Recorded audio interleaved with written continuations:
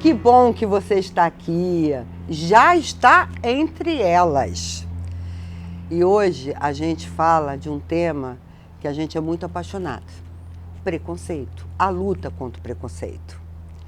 A gente sabe que o Brasil é um dos países mais racistas do mundo. E para mudar essa situação, a gente precisa de uma educação antirracista. E é sobre isso que a gente fala hoje. Né, Marilene? Nós temos uma coisa em comum, eu e Regina, nós temos pavor de preconceito, qualquer tipo de preconceito. É verdade. Então, quando a gente pensou nesse programa, a gente já sabia que seria um programa de grande interesse, porque realmente é um tema apaixonante. E as nossas duas entrevistadas são também lindas, apaixonantes, admiráveis. Maravilhosas! Nossa, maravilhosas! Muito maravilhosas. Vamos lá? A professora Maria Gabriela Veridiano e a advogada Viviane Lupin. Elas fundaram um perfil no Instagram, né? O Descoloniza Educa, que hoje Descolonize Educa. Tá passando aqui, ó, no vídeo, para você passar a seguir no Instagram. E hoje é um grande sucesso. É citado por muitos jornalistas e formadores de opinião em todo o Brasil. Sucesso, meninas! Vocês são sucesso. Conta pra gente como é que começa essa iniciativa, esse projeto da educação antirracista. A gente começou o projeto online por causa da pandemia. Porque a ideia inicial era executar o projeto presencialmente. Ele foi pensado para ser executado presencialmente por um projeto da Secretaria de Cultura, que na época era Aldir Blanc, que foi uma lei emergencial da cultura. Eu já tinha essas iniciativas de educação antirracista dentro da escola, né, porque eu sou professora da rede estadual pública, a gente fazia ciclo de palestras dentro da escola, a gente chamava várias personalidades de áreas diferentes, a Viviane como advogada foi em 2 edições, chamava psicólogo, sociólogo, professor de história para discutir sobre vários aspectos da questão racial no Brasil, levar essa discussão para os alunos, né? E aí eu sempre quis que aquele projeto saísse da escola, que ele fosse para a sociedade, porque na escola ele flui de uma maneira e eu queria que ele fluísse também, ampliasse esse alcance. Aí eu tive a ideia de mandar isso como projeto pela Secretaria de Cultura. Quando a gente mandou, ainda não estava, né, a pandemia tão como a gente imaginou. Assim. E aí quando saiu o recurso, estava tudo fechado, a escola fechada, e agora o que a gente vai fazer? E acabou que isso foi revertendo para uma coisa muito positiva, porque se ele tivesse sido presencialmente lá em 2021, ele já teria sido executado, acabado, e a gente não teria continuado com o projeto. Mas a partir do momento que a gente abriu o IG para divulgar o ciclo de palestras que a gente gravou, a gente acho que alcançou 8 mil seguidores em 3 meses. Eu percebi que aquilo estava andando rápido demais e no final daquele ano a gente estava com uns 40 mil seguidores, né? Porque a gente não parou de postar os conteúdos mesmo após o lançamento do ciclo de palestras. E aí eu pensei que a gente não podia parar mais. O próprio projeto me convocou a não parar. E aí eu chamei Viviane, chamei a Tainara. Falei, gente, a verba acabou, mas eu quero continuar esse projeto. Mas agora ele vai ter que funcionar de maneira voluntária até a gente ver como que a gente vai captar novos recursos para manter. Vocês topam? E aí a Viviane topou continuar nesse projeto comigo e a gente tem feito os conteúdos de acordo com algumas demandas, a gente recebe coisas pela DM, ou algum assunto que a gente vê que está sendo muito debatido, a gente resolve mostrar algum aspecto, um olhar nosso a respeito daquele assunto, e a gente tem seguido... Que tipo de assunto, por exemplo? Nossa, diversos assuntos, desde coisas mais midiáticas, como casos de racismo, abordagens racistas, igual teve um caso recentemente, uma abordagem racista num avião de uma linha brasileira, né? E aí eu percebi que, por exemplo, muitas páginas estavam publicando aquela mulher naquela condição ali de assédio racial, mas não estava falando sobre um aspecto importante, que foi o posicionamento dela mediante daquela ação. Eu falei, nossa, eu acho que eu preciso pontuar isso. Eu não mostrei o vídeo, mas eu pedi para que as pessoas observassem como uma pessoa deve se comportar mediante um assédio racista. Como Eu vi. Ela manteve a calma, né? Porque é muito comum que a sociedade leia pessoas negras como violentas, agressivas, irracionais. Então, ela manteve a calma. E ela verbalizou o que estava acontecendo. Porque muitas vezes, quando a gente passa por determinadas violências, a gente pode reagir de uma maneira que, com choro, com grito, ficar desesperado, angustiado, porque muitas vezes não é a primeira vez que uma ação assim ocorre, então às vezes naquela última ação a pessoa pode explodir. Ela não, ela manteve a calma e ela verbalizou em voz alta cada ação que estava sendo acontecida aqui. Olha, eu entrei no avião, aconteceu isso, a companhia aérea me tratou dessa e dessa forma, sim, por isso eu estou identificando isso como uma ação racista. Então, ao fazer isso, ela estava gerando uma prova daquela ação naquele momento, porque existiam várias pessoas filmando, né? Algumas pessoas estavam contra a companhia aérea e ela provavelmente entrou com um processo, né? Só que para ela conseguir provar aquilo que estava acontecendo, ela precisou ter essa racionalidade naquele momento. Uma professora. De verbalizar aquela isso ação, vocês orientam registrado. E aí eu fiz uma postagem falando sobre isso. Gente, eu sei que é muito difícil manter a calma, mas tenta manter a calma e falar em voz alta, porque às vezes até as pessoas que estão passando ao redor, não percebem, se elas quiserem te apoiar para te defender ou para te ajudar, elas precisam saber o que está acontecendo. Então verbalize e fala de maneira bem clara o que está acontecendo naquela ação.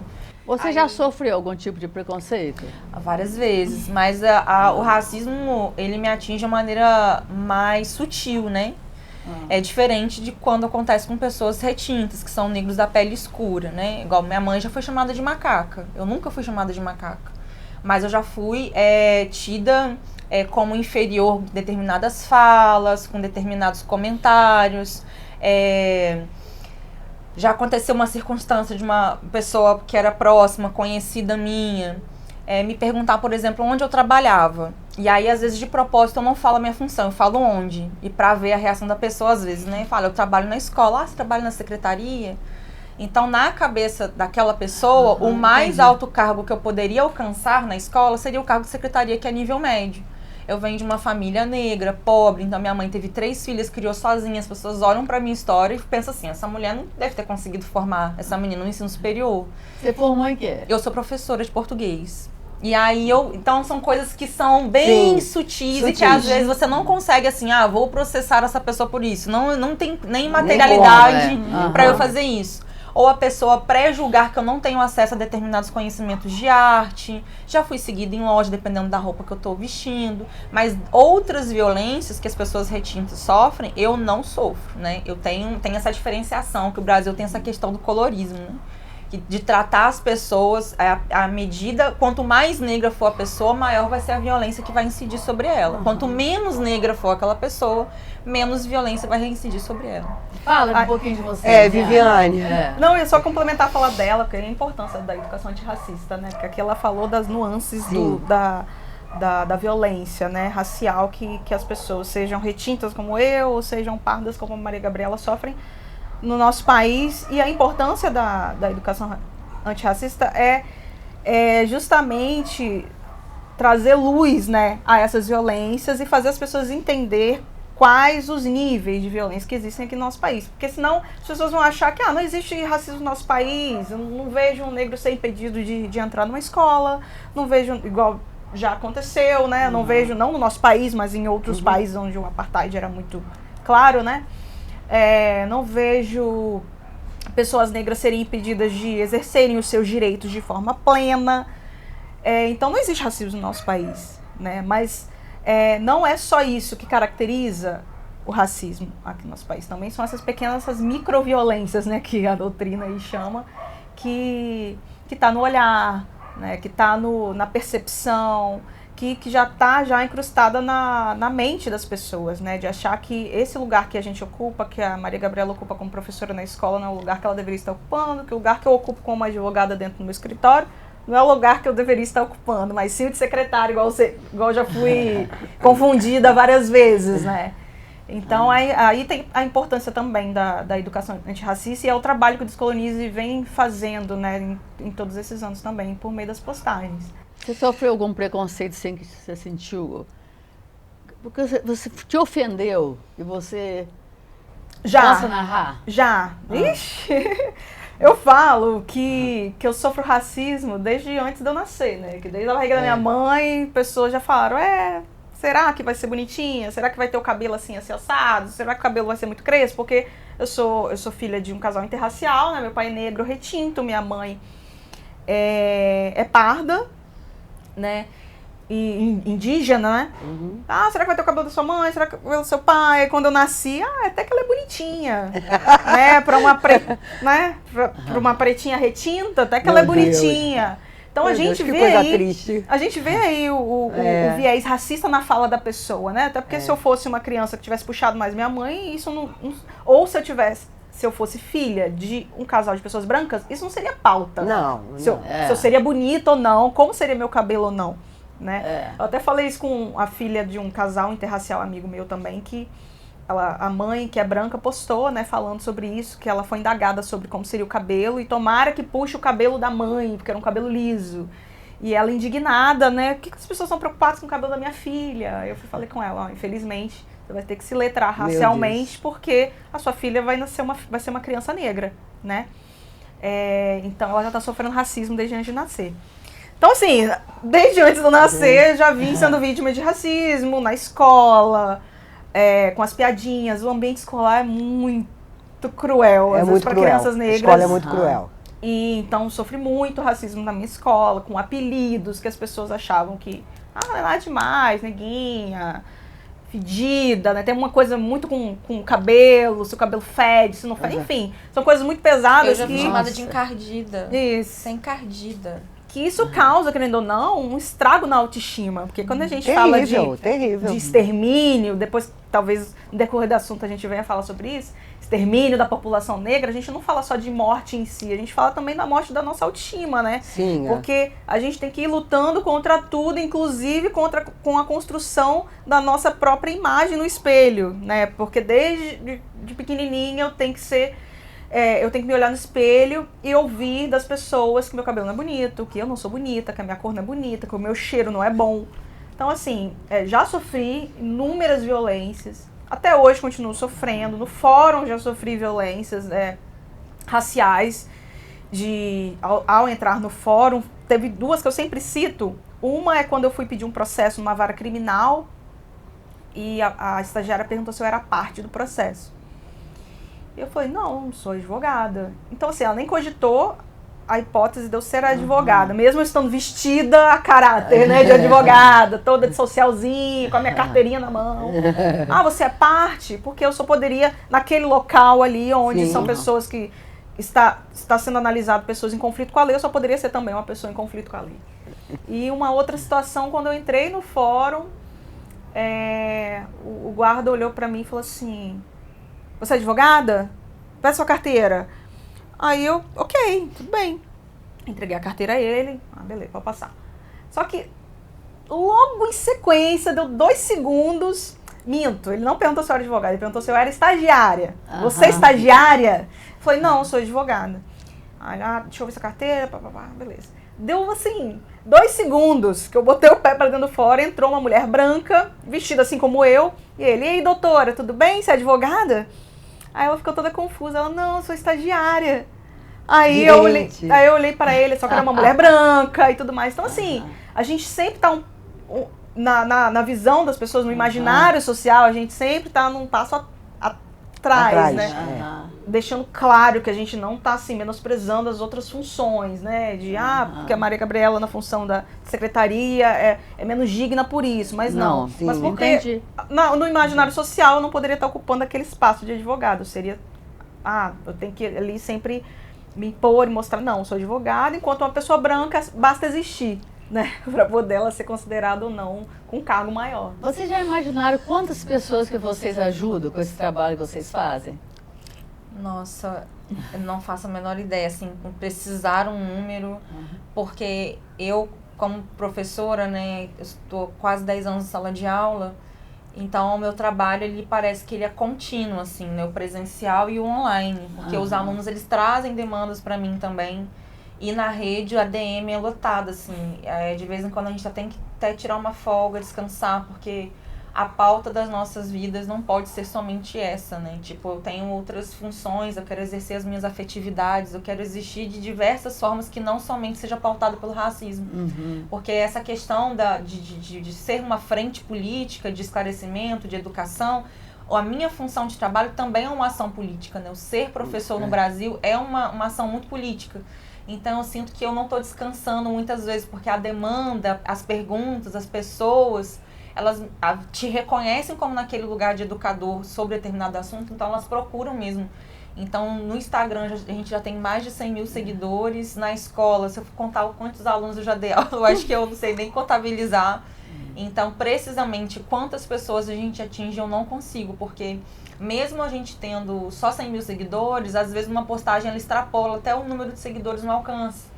Então, eu realmente não consigo precisar um número. É interessante. Eu vi a Astrid Fontinelli comentando o Descolonize Educa, e aquela postagem de vocês foi extremamente interessante sobre o racismo nas palavras. Mulato, né, a coisa tá preta, e aí vocês vão mostrando.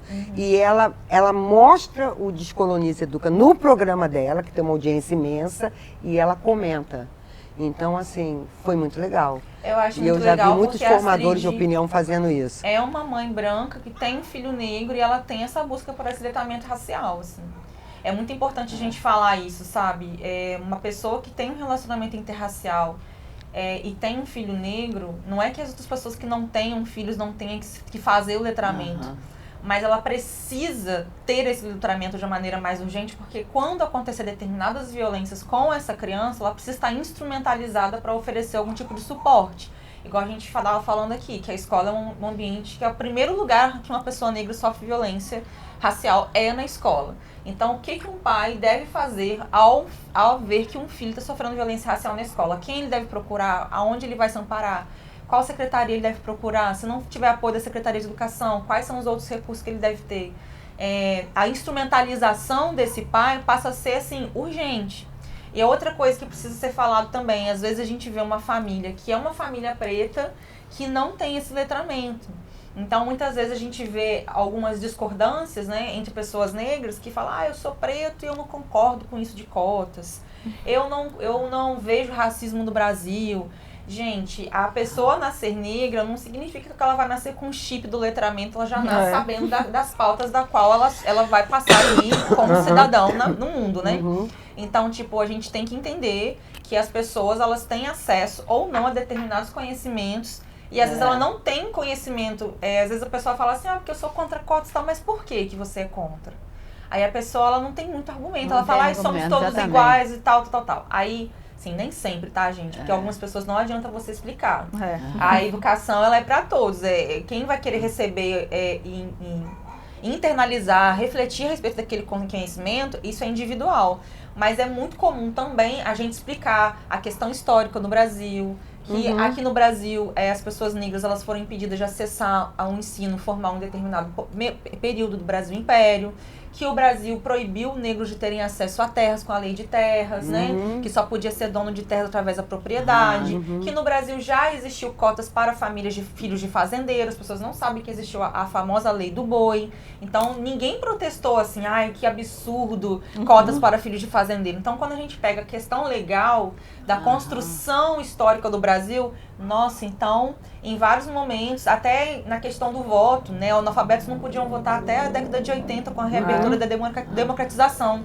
Aí você lá atrás, você inibe, né, proíbe o acesso à educação formal e lá na frente você fala que por você ser analfabeto você não tem direito ao voto. Então, assim, são várias coisas que na construção do nosso país foram colocando as pessoas para trás. Aí a gente chega em 2000 e catatal e fala, olha, precisamos criar uma lei que vai tentar amenizar, né, mitigar essa desigualdade desse tamanho. Porque se fosse para falar de combater de fato uma desigualdade de pé a pé, a gente teria que começar a falar de reforma agrária. Não então, agora eu vou falar uma coisa com vocês. O preconceito, ele não existe só para pessoa preta. O preconceito existe para pessoas, por exemplo, eu sou uma idosa, eu sofro muito preconceito como idosa. Então as pessoas já te estranham. É difícil o dia que eu não ouço assim, mas você está trabalhando? Você é uma mulher que você não precisa trabalhar. Primeiro que você é idosa, você tinha que estar em casa descansando. Aproveitar o tempo que você tem de vida. Outra coisa, eles delimitam a vida da gente. Eu sou uma pessoa que eu estou sempre estudando, sonhando, eu quero realizar coisas. Eu não posso partilhar isso aí com ninguém, porque na cabeça das pessoas, uma pessoa da minha idade, a única coisa que eu posso sonhar é com entrar dentro de um caixão e morrer. Principalmente por ser mulher, né? Porque os Santos estavam na televisão Exatamente. até ontem, Então, ninguém fala nada. Eu tinha que estar dentro de casa, fazendo crochê, sentado na cadeira do papai ali. Outra coisa que eu vejo um preconceito enorme, eu tenho uma casa de idosos. Eu construí uma casa de idosos, eu e meu marido, linda, é linda. Porque o idoso merece o melhor, no meu pensamento, tá? O melhor. É raro uma pessoa que chega lá e fala assim, mas vocês fizeram isso para idoso?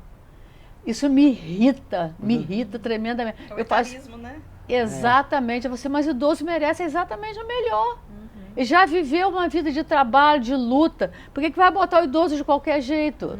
Então, o preconceito, ele existe, é uma coisa impressionante. Se você não estiver dentro de um padrão, você está sofrendo preconceito. E aí a gente pergunta, quem está? Sim. Nós somos brasileiros, aí você pergunta, quem está, né? O fato de eu trabalhar é o que mais incomoda. É o que mais incomoda é isso aí. A pessoa acha que eu não preciso trabalhar porque eu tenho recursos financeiros. Eu trabalho eu gosto de trabalhar. Eu trabalho aos domingos na maior alegria, eu gosto. E aí vem a relação comercial com a nossa existência, né? A questão de você ser produtivo. O que é ser produtivo? O que é gerar capital para a sociedade? É a partir do momento que eles entendem que você não está gerando essa força de trabalho, você já não é útil para a sociedade, não. né? Você já está descartado. Sociedade capitalista é isso aí, né? Isso aí. Tem esse padrão. Mas eu queria saber com vocês o seguinte, como a educação antirracista pode ser trabalhada dentro da escola? Isso está no currículo? Isso está previsto pelo currículo, né? Tem lei federal e, infelizmente, a gente vê que nem toda a organização curricular do Estado, ela está, de fato, atendendo a demanda da escola. Esse ano, a Secretaria de Educação do Espírito Santo lançou uma cartilha de educação antirracista para ser aplicada nas escolas. Mas a formação para os professores é muito escassa. Então chega uma cartilha na escola, fica a bel prazer do interesse do professor de aplicar aquela cartilha ou não. Fica lá. Então, assim, é uma quantidade de cartilhas muito pequenas, né? Chegou uma quantidade muito pequena. Eu só tive acesso a ela porque eu tive interesse, fui lá no pedagógico, eu quero ver o que está sendo compartilhado aí. Teve um lançamento, mas eu não vi nenhum movimento de formação, né? Então, se não houver formação, não adianta. É muito comum a gente ouvir, infelizmente, tá? Eu não falo isso aqui com alegria e satisfação, às vezes dos próprios professores falas racistas. Então, como que você vai pegar um professor que não está instrumentalizado, que não está orientado para trabalhar com aquele material, que às vezes é um professor que vai falar um monte de batatada ali na sala de aula, só bota a cartilha na mão dele e acha que está resolvido. Não é assim. Então, tem uma lei que prevê a obrigatoriedade do ensino da cultura afro-indígena brasileira, mas existe um grande defasamento na questão da formação dos professores. A galera que está se formando depois da lei, as universidades até trabalham um semestre a respeito da educação étnico-racial. Eu tive essa formação. Mas a gente está falando de uma galera que está na sala de aula há 20, 30 anos. Não necessariamente ela teve aquela formação continuada. O Estado ele precisa investir nisso. Então, assim, por exemplo, na minha escola, eu, Maria Gabriela, tendo o interesse particular de desenvolver alguma temática, até vem uma circular, uma portaria da SEDU, gente, os professores têm que trabalhar, mas eles só falam isso, não falam como, né? Então, tem uma problema... A lei é antiguinha, né? Que a lei tem 20 anos já. A lei tem 20 anos, mas assim, eu tô falando que, tipo, no Estado do Espírito Santo, aparecem circulares. Esse ano apareceu uma circular da Secretaria de Educação orientando os professores a trabalhar relações étnico-raciais, cada um na sua matéria. Só que os professores não recebem essa orientação. Às vezes acham que relação étnico-racial só pode ser trabalhada na aula de história. Mas ela pode ser trabalhada na área de literatura com Machado de Assis. Ela pode ser trabalhada na área de ciências, fazer uma feira de ciências só com inventores negros que teve na história da humanidade. Pode falar da matemática dos egípcios, que é uma cultura negra. Então, assim... falta da parte do Estado a responsabilização da formação dos professores que estão na rede. A cartilha cartilha, falar que a lei está lá, que tem que ser cumprida, o Estado tem feito isso, mas muitos professores não têm a orientação para executar dentro da sala de aula. E saiu uma pesquisa agora, né, recente, quando a lei completou 20 anos, saiu uma pesquisa falando que menos de 20% dos municípios aplicavam a lei 10.639 no Brasil. Então, assim, 20 anos de existência da lei, a maioria, a maior parte dos estados e dos municípios não tem uma lei específica, municipal ou estadual, para poder estar aplicando a lei federal, né, regulando a lei federal e aplicando nos ensinos, e a minoria, um percentual mínimo, é obrigatório a aplicação da legislação dentro das escolas. Aí a gente tem duas Como é que a gente faz para que as pessoas tenham essa consciência, hein? A gente tem duas problemáticas quando a gente está falando disso daqui. Uma, ou o professor não tem informação, ele vai olhar a cartilha e falar legal e fecha e guarda, ou ele vai trabalhar de uma maneira toda atravessada. Aí a gente vai ver escolas organizando os teatros, simulando escravidão, colocando crianças negras para interpretar escravos, escravizados. Vai ver professores fazendo blackface, vai ver professores de arte pedindo para fazer bonequinha, colocando bombril na cabeça da boneca. Então, assim... Gente, tá me fazendo até mal ouvir isso aí. Sim, isso que eu tô te falando aqui tem registro, sabe? Eu até fiz uma postagem essa semana sobre isso, de algumas práticas racistas da escola. Vai colocar máscara de macaco, que todo mundo sabe que historicamente é um lugar problemático de se colocar pessoas negras em comparativos a macacos em crianças de 3 anos. Então, assim, se tem uma lei e poucos municípios executam, os que executam ainda correm risco de estarem executando mal, por falta de orientação. Regina, infelizmente nós vamos ter que terminar. Mas tá tão bom esse papo. Eu queria perguntar para a Viviane agora como é que a gente faz para enquadrar essas pessoas preconceituosas, quer seja a questão do idoso, do gay, o racista, contra o gordo. Existe a gordofobia, sabia? Então, assim, como é que a gente faz para enquadrar essas pessoas, para dar consciência a elas que elas estão praticando um crime? Eu acho que se ela for bem mais velha, é muito difícil, tá? Ela já está com preconceito enraizado. Agora, algum jovem, eu acredito muito na mudança da sociedade através da juventude. Eu acho que lá atrás fica muito difícil, Regina. Porque um preconceituoso, ele está vendo um jogo de futebol, ele está vendo que está acontecendo ali uma atitude racista e ele fala que não está vendo, ele não enxerga, porque ele foi criado numa sociedade que acha, que naturaliza. Mas aí vem a importância da fala da Maria no início do podcast, quando fez aquela postagem falando de como que deve reagir diante de situações racistas. É importante você Eu estou achando muito bom o que os jogadores de futebol estão fazendo. Isso. Porque eu estou achando ótimo. Estão esclarecendo. Sim. Isso. É importante falar, é importante dizer o que está acontecendo para as pessoas em volta saberem, olha, estou sofrendo, estou sendo vítima, registrar a ação, convocar pessoas que estão próximas a entender o contexto para poder serem possíveis testemunhas e fazer boletim de ocorrência, chamar a polícia. Eu uso o meu espaço de escrita para defender a questão do etarismo. Ali eu falo, eu explico. Eu uso muito esse meu espaço. A gente tem que entender que racismo é um crime. A gente não está falando de algo que, tropecei e pedi desculpas. Então, assim, o que fazer? Da mesma forma que, às vezes, o governo, ele age, vamos colocar em leis de trânsito, ele vai agir no educativo. Não dirija e beba, vamos educar. Se a pessoa insistir, aí a gente tem que resolver no âmbito legal, né? Que a pessoa não entendeu pelo meio da educação. Exatamente. Por isso que é importante chamar a polícia. Teve agora uma modificação da lei, enquadrando o caso de injúria, equiparando a injúria racial com crime de racismo. Sim. Então, para ser também um crime inafiançável, também é um crime imprescritível agora. Exatamente. Então, assim, é importante, na hora que a pessoa está sofrendo a violência, chamar a polícia e fazer o boletim de ocorrência. Exatamente. Por isso que essa parte da educação e da conscientização é importante, para poder a pessoa ter um suporte de alguém que está do lado também. Porque quando você está sozinho, vem alguém e te desacredita. Mas isso aqui não é nada, deixa pra lá. Então é importante ter alguém para te dar força. Teve essa intenção. É importante ter alguém que tem essa consciência racial para poder dar força para o outro que está sendo vítima de racismo, seja uma pessoa branca ou não, para poder dar essa força e falar, não, vamos chamar a polícia, eu estou aqui com você é sua testemunha. Chamar a polícia, registrar o BO para poder a pessoa responder no rigor da lei. Ai, mas tá tão bom. Vamos, Ai, Marilene, agora não tem mais jeito. Tristeza acabar isso, gente. Porque todo dia a gente vai para as redes sociais e a gente vê cenas criminosas, Exatamente. né? Exatamente. Racistas. Ai, é muito dolorido no coração. Gente, quanta gratidão por vocês. Foi maravilhoso. Adorei Nossa, mesmo. muito, muito, muito maravilhoso. É. A gente nem pediu o seu likezinho, gostei. Se inscreva aqui no canal, rumo às 10 mil visualizações. Vamos lá? Você vai nos ajudar, não é mesmo? Então, até o próximo Entre Elas. Beijo.